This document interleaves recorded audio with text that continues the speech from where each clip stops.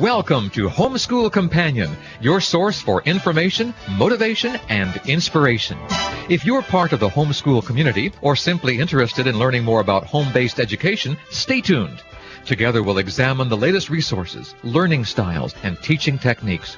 We'll speak with experts in the field to help you uncover every homeschool advantage. We'll also present suggestions on how to keep Christ in the curriculum as we explore fresh ways to teach and learn. Here's your Homeschool Companion host, author, educator, and children's ministry specialist, Dr. Rose Gamblin. Hey, welcome. I'm so excited about the show. I have Kathy Jackson as my co-host. Hello. And I'm so happy to have her. And then I have Kathy Turner as my guest. In fact, the title of today's show is Managing and Maintaining a Homeschool Alliance or association, whatever you call it in your area. And Kathy Turner, she serves as chairman for the Christian Homeschool Alliance of Texas. It's affectionately known as CHAT, C-H-A-T. She and her husband have 5 children, 4 of whom have graduated from her homeschool. Kathy, I'm so glad you're with us. Tell us a little bit about your family. I met my husband, Don, about years ago. We were both attending Bryan College in Dayton, Tennessee. He got a degree in ancient Greek with a minor in ancient Hebrew. Naturally, that's why he's working in office furniture today, and he owns an office furniture touch-up business. Our oldest son has an associate's degree in math and a bachelor's in psychology and another in children and family services. Our oldest daughter has an associate's degree in math, a bachelor's in music, and is about to start her final semester working on her master's in information and library sciences. Our middle daughter has an Associate of Arts and is about to start her junior year majoring in international studies and minoring in Japanese. Our youngest daughter is starting college with a concentration in art, and our younger son is about to start his final year of high school. We're beginning our 14th year of homeschooling this year, and this will be our 11th consecutive year. So when you say his final year of high school, he's still being homeschooled? He is my last child who has not graduated, and this is his last year. In fact, he's finished all his high school curriculum, but he's young enough that we want to keep him in high school another year, so he's going to be doing some extra courses, both at home for enrichment, and he's also taking some dual credit courses at a local community college. Yeah, and my whole point in all of this, Kathy, you had talked to me a little bit about being nervous about your credentials, and I think that when we fortify and nurture and provide this wonderful crop of young people that have already accomplished so much, I think that is the most credentials anybody could ever ask for, and I think it makes you so qualified to talk to us today about maintaining a homeschool association. And I thank you for being on the show with us. And now we're going to take a little bit of time and talk to the kids, because we do try to give a little story each week, and we are finishing up. It's called Ozzie the Otter by Kenneth C. Crawford. Now, we left off last time with Sage. Ozzie's beaver friend was eating some birch bark, and it was irritating to Bull Moose. Yes. Ozzie swam close to the shore to watch. He noticed that Sage's presence seemed to make the bull angry. She didn't seem to notice, though, and finished her task of chewing through the tree's trunk. When the mighty tree cracked and groaned, the angry bull thought he heard a rival bull moose entering his territory. In his rage, the moose attacked the little beaver as the tree began tilting toward the water. Sage had backed away from the tree to watch it fall and was standing in the open when the moose attacked. The moose reared up on his hind legs and brought his hooves smashing down, but Sage darted away just in time. He charged again, his ears flat against his head, the hair on the back of his neck standing straight up. Just as it seemed there was no escaping his fury, the poplar tree came crashing down. The branches of the falling tree caught the bull's massive antlers and flung him to the ground, twisting his neck to one side and pinning him to the floor of the clearing. The confused moose lay there for a moment and then began flailing around frantically in an attempt to get out from under the tree. Sage flew past the moose to the safety of the river and slapped her tail loudly against the water as she dived under. The bull finally freed himself from the tangled branches and proceeded to vent his rage on the tree. He quickly stripped the limbs with his antlers and then stomped the branches into the soft ground as he searched for the creature that had caused him so much misery. He reared again and slammed the ground with his front hooves, but his feet broke through into Sage and Ozzy's den. His legs sank down to his knees into the ground, which made him even angrier. In just a few seconds, the powerful moose destroyed their home as he tried to get out of the hole he had made in the ground. Finally, he worked himself loose and stomped off in a sullen rage. Now we're starting Chapter 8. It's called The Narrow Escape. From the safety of the deep water, Ozzy had watched the moose's temper tantrum with fascination. For the rest of the night, he and Sage stayed in the water away from their ruined den. Late the next morning, Sage returned to the den to survey the damages. Finding it completely destroyed, she began working on another den not far away. A sense of urgency drove her efforts as she dug her new tunnel. Time was short. But Ozzy swam back to the warm mineral pool to catch trout and ponder his future. The cold autumn wind blew dark gray clouds over the sun. Another storm was descending on the river. Ozzy sensed that winter was coming soon, but now he had no home to protect him from the elements. He stayed close to the hot springs pool until he caught another fat trout and carried it to a large flat rock. Big fluffy snowflakes began to fall, swirling and tumbling in the wind. Ozzy had never seen snow before, so he swam slowly upstream and then backtracked to his warm pool. He didn't want to leave this familiar place, but the call of home was so strong that he finally swam upstream past the den he had shared with Sage. As he followed the curve of the river, he tested the water for familiar scents, but found nothing. Even the ground was white and strange. He didn't remember this part of the river since he had been too injured the day he was swept through the rapids, but instinct urged him ever onward. Darkness fell, but he kept swimming until the current became too strong. Now the river seemed to have turned against him, and although his little body was no match for the rushing water of the rapids, he fought the current until he was exhausted. Finding a grassy bank, the weary little otter climbed out of the water to rest. He nosed around in the snow until he found a hollow underneath a low-hanging alder bush, crawled under it, and fell asleep. When daylight finally came, the world looked pale, cold, and unfriendly. He lay still for a long time, gazing at the water crashing over the rocks. He seemed to understand that he could not swim against its relentless power, so he stayed where he was, waiting and resting. Finally, he decided to continue his journey, so he left his resting place and scampered along the steep snow-covered bank. He followed it as best he could, trying to stay within earshot of the roaring water. Loping along on his short, stubby legs, he traveled for several hours before he came to a cottonwood grove and descended a steep hill to a gravel bar in the river. Here the flood had left a series of pools where tiny minnows darted around in the clear water. He scurried after them and caught enough to stop the growling of his empty stomach. He didn't linger long, though, for he was vulnerable to predators when he wasn't in the water. The setting sun, white behind the distant southern mountains, cast faint shafts of light ahead of the little otter as he continued to run along the riverbank. Exhausted at last, he crawled under the root of a large tree and lay gazing out at a strange snowy world. Eventually he closed his eyes and slept. Some time later he was awakened by the sound of an animal gnawing on something. Thinking of his friend Sage, he listened quietly. Out of the corner of his eye he caught the sight of a large rabbit tearing bark from the roots of the tree under which he was hiding. The rabbit seemed aware of Ozzy's presence, but paid little attention to him. But it did act nervous, and every few minutes it jerked upright and thumped its foot on the ground. Suddenly Ozzy smelled a strange, musty odor that grew stronger and stronger. The rabbit noticed it too and began thumping its back feet in panic. Out of the darkness a large wolverine appeared. Wolverines are large cousins of otters, but are mean animals that will kill and eat just about anything.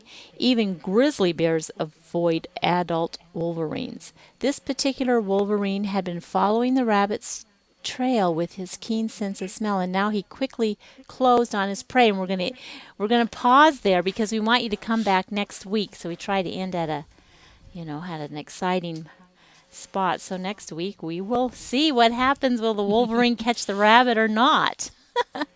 Well, we're going to go to our interview now with Kathy Turner from Texas. And Kathy, I wondered, who really needs to be associated with a homeschool alliance? Why have one? Oh, I think every homeschooler needs support. We need to have somebody that can help us when we're down, somebody to listen to our problems and encourage us and give us some ideas, and somebody to rejoice with us when we have those triumphs. New homeschoolers especially, they need mentoring, and those of us who are old hands at it really need somebody to take under our wing and mentor. We find that those who have a support system are much more likely to continue homeschooling a second year. Okay, and what exactly does a homeschool association or alliance look like? When I first learned I was going to be on the Homeschool Companion, I asked our Homeschool Association members to give me some of their memories of how we started the group. One of the moms said, what you need is about 5 homeschooling moms who are crazy and think they have too much time on their hands and not enough to do. And in a sense, that's really not that far from the truth. All you need is a few families who want to do some activities together and have support with each other, and you've got the beginnings of a group. Homeschool alliances form around the needs and the desires of the members, and as you develop, each family has to focus on the question of what they want to get from the group and how much they're able to give to the group. Now, some people, they only want to get together at the park once a week. That's okay. Mm-hmm. Others want to get enough people together to get a group discount on the cost of an activity, or have moms and dads get together once in a while to talk over challenges and ideas. But some people want more, and they consider starting a formal group. I noticed the other day I was at Joann's Fabrics, and I was with my son, who's a teacher, and so he was getting a teacher's discount, and this other teacher was there, and she's going, I didn't know you could get a discount. She goes, I'm a teacher at a preschool. And they said, well, you have to bring in evidence from your preschool that you actually teach there. And so she was going to do that, and just then a homeschooling mom came up and presented something, and she got a teacher's discount. And I wondered if your alliance provides some kind of ID so that the homeschooling moms get discounts at some of these teacher stores. Oh, absolutely, we do, and even for a smaller group that isn't able to fund making up the cards or isn't able to do that, homeschoolers can also go to PEAH, P-E-A-H, and PEAH also offers homeschool ID cards. Now that's P-E-A-H? P-E-A-H. And it does stand for something, but I'm sorry, this is off the top of my head, and I don't remember what it stands for. Somebody somewhere is gritting their teeth that I can't remember the name of their group. Well, we'll make sure when we write our blog about the show that we go and check it out, and that sounds like a great resource. Well, I have to ask, what is the most important step in forming an alliance? Well, the most important and the first step always has to be prayer. You have to say, is this really what God has for you? Amen. If it is, He'll supply what you need to succeed. And prayer is essential throughout the whole process. You have to ask God for guidance and for unity among those of you who are planning this group. You can't make it without His blessing. Mm-hmm. Okay. Well, what about legal advice? Did you have to seek legal advice? Well, I think our group was a little bit unusual in that one of our founding moms is an attorney. So we had somebody who knew the law and had actually recently done some research in the area of what homeschool alliances need to do legally. Most people aren't that fortunate, lucky, or blessed by God is really the term. If you do know someone, or one of your group knows someone or is related to somebody who is able to advise you of the law regarding the type of group you could have, maybe a nonprofit, or if you need to incorporate, one of your group could possibly talk with them. You can also do a search online for information, look for national and state groups that can help you with this. You might even decide that you want to go in for a consultation with a lawyer. Most groups can start somewhat informally at first and don't need to worry about becoming any kind of a legal entity, at least for a little while. Now you have, I believe there is a homeschool defense I don't know exactly. It's Homeschool Legal Defense website that homeschoolers can go to for some advice. Do you have that? That's right. Homeschool Legal Defense Association, also known as HSLDA. They have a great site to check for information, not only on homeschool groups, but a lot for individually for homeschoolers in the law. They might be able to direct you to other homeschooling support systems in your state that would be familiar with the laws that apply to you. Yes, I just had a caller call me during the week in between the shows, and in her state, she has a ninth grader. She wants the child to be homeschooled, and so she signed them up for Ashton Online, and it's accredited with the southern states, but Maryland State is saying, no, we don't recognize that. And so she's struggling because she wants to homeschool her child. Her child's been bullied, and so I said, my advice is, seek an attorney, because every state does have its own little idiosyncrasies, and you might be able to be under the radar for a while, but because she's already had her in the public school system, now she'll be in trouble for truancy. So it is important, especially if the families are looking at, their kids have been in public schools and now they're taking them out to homeschool, and they really need to have some legal support on that. How can, I guess that ties in with how the Homeschool Legal Defense Association could help. Have you had any dealings with needing your attorney friend to help in any of the situations other than just forming a nonprofit? Actually, no. The state of Texas is very homeschool friendly. I've got to say it's probably the freest state in the country. You only have to teach like 5-8 required subjects, and there's no certification, there's no notification. There's basically no standards that you have to meet. I guess that the state of Texas trusts you to have your own children's best interests in mind. Well, that's a blessing.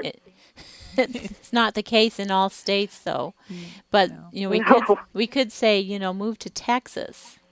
Move to Texas, or maybe absolutely move to Texas right now. Move to Texas.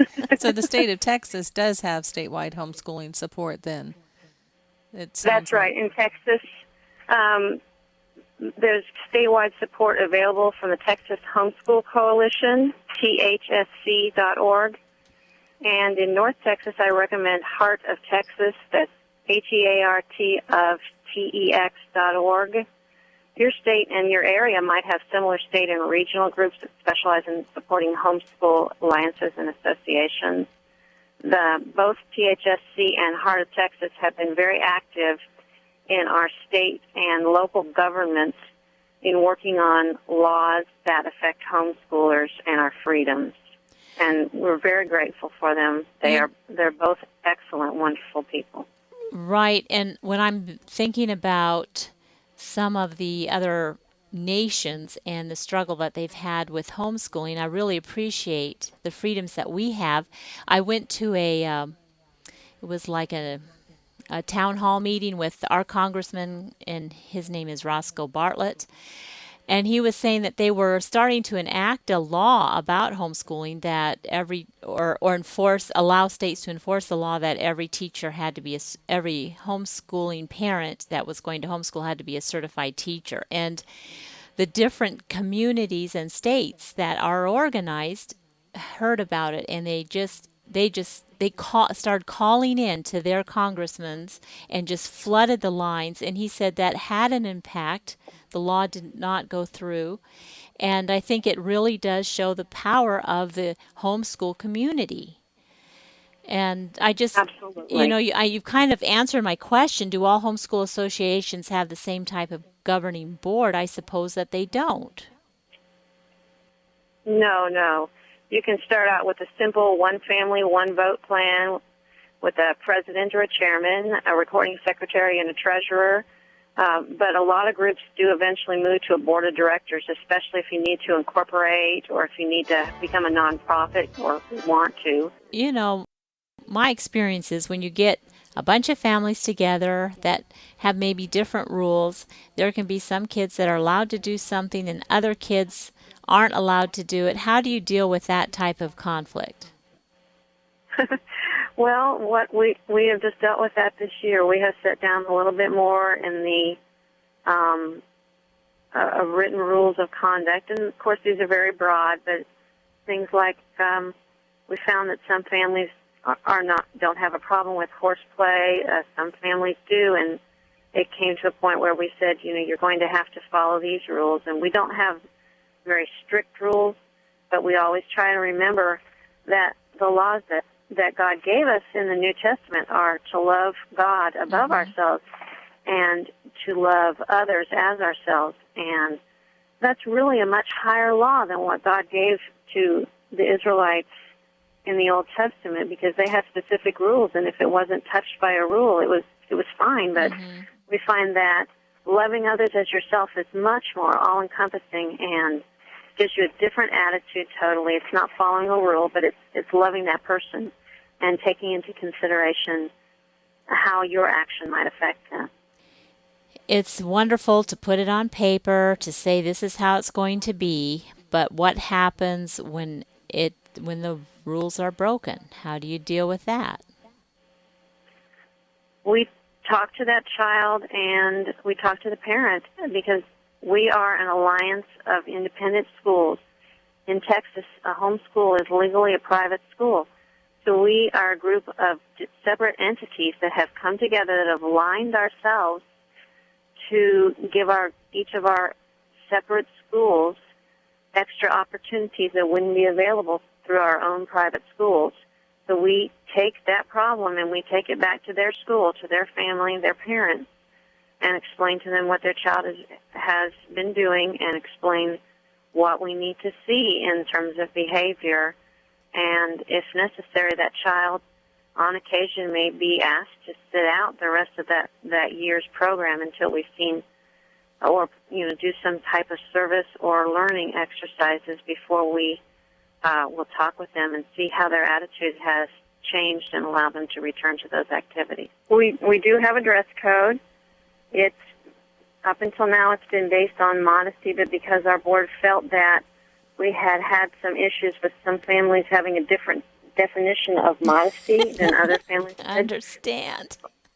We have had to lay down a few more rules, and again, they're pretty general, but our board has taken some steps to try to spell out a little more clearly what would be acceptable to our group. That probably is one of the biggest purposes for Homeschool Alliance, is the support that you have with your board in making sure that your ministry can move forward. Well, thank you, Kathy, so much for being with us today. And thank you, Kathy J., for being my co-host. This is a production of MRG Media Ministries, and for more information, make sure you go to my website, which is myhomeschoolcompanion.com. That's myhomeschoolcompanion.com. And we have one last thing to say. God bless.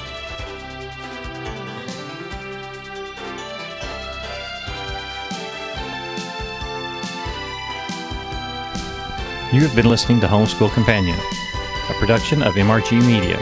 Be sure to join us on Facebook. Just type in the name Homeschool Companion. We would also like to thank our production staff and the various networks for making this broadcast possible. For more information, go to myhomeschoolcompanion.com. That's myhomeschoolcompanion.com.